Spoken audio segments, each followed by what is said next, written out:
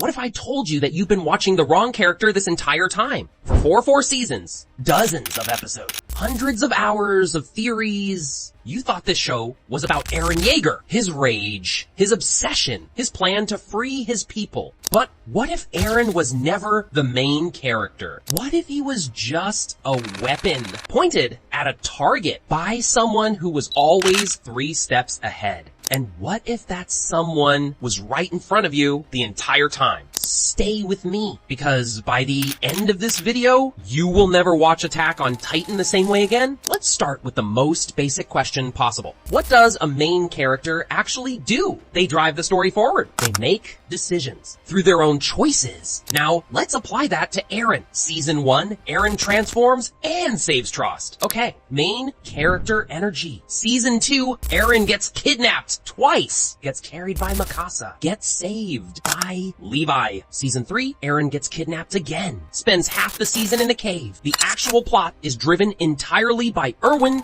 Levi, and Historia. Season 4, Eren goes rogue, does things alone. But here's the thing. Every single move Eren makes in Season 4 was predicted, planned by one person, and that person's name is Zeke Yeager. Before you close this video, hear this out completely. Because once you see it, you cannot unsee it. Zeke Yeager appears in this story as the villain, the Beast Titan, Marley's greatest warrior, the man who wiped out the Survey Corps like they were nothing. But look at what Zeke actually does across the entire story. He makes contact with Eren secretly and builds a plan spanning years. He manipulates Marley and Paradise. He gets himself captured on purpose to gain access to Eren, and he comes within seconds of achieving his goal of using the Founding Titan. Now compare that to Eren. Eren reacts, Eren rages, Eren charges forward. Zeke calculates, Zeke controls. One of these people is driving the story. The other one thinks he is. And here's the part that breaks everything open. The rumbling Eren's grand plan, the entire final season builds toward, was only possible because Zeke allowed it to happen. Zeke's royal blood was the key that unlocked the Founding Titan. Without Zeke, there is no rumbling. There is no endgame. Just a very angry boy with no way to do anything about it. But here's where this gets really interesting. Because Zeke, being the hidden protagonist, isn't actually the biggest twist in this video.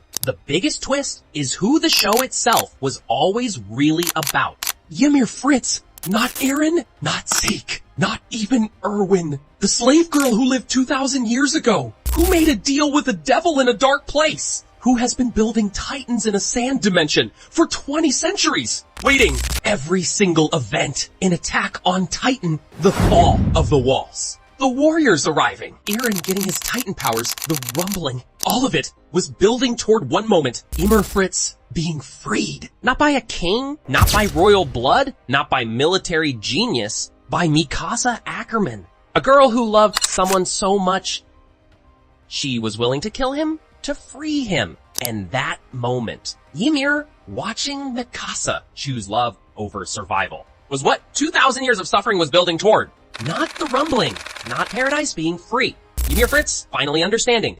That love doesn't have to mean chains. Eren wasn't the main character. Mikasa was never the supporting character. She was the answer. Now, let's back this up with actual evidence from the show. Proof number 1, the show is called Attack on Titan, not Attack on Eren, not Eren's story. Proof number 2, every major turning point in the story is triggered by someone other than Eren. The walls fall triggered by Bertholdt, the alliance that stops the rumbling triggered by Armin. Eren reacts to all of these. He never initiates. Proof number 3, the final chapter, when Eren dies, the story doesn't end with him. It ends with Mikasa sitting under a tree, follows her, not Armin rebuilding the world, not Historia raising her child, because the show was always asking one question: what does it mean to truly love someone? And the only character who answers that question completely is Mikasa. Every scene with Mikasa hits differently. She's not the overprotective friend who can't let Eren go. She's the true protagonist and Ymir Fritz, who spent 2,000 years building titans out of devotion to a king who enslaved her, waiting for proof that love could be something other than servitude. Mikasa killing Eren wasn't a tragedy. It was the answer why are needed It was 2,000 years of pain finally making sense, and Eren knew this. He pushed Mikasa away for years. Not because he stopped loving her, but because he needed her to be strong enough. So here's the final breakdown. Eren Yeager is not the main character of Attack on Titan, but the story was never really his. It belonged to 3 women. Ymir Fritz, who waited 2,000 years for proof that love could mean freedom. Mikasa, Ackerman, who proved it. And Historia, who built something worth being free for. Eren was the storm that made all of that possible. You spent 4 seasons watching the storm. Rewatch it. You'll see everything differently. Subscribe to Beyond the Plot. Next week, the real villain of AOT was never who you thought. See you there.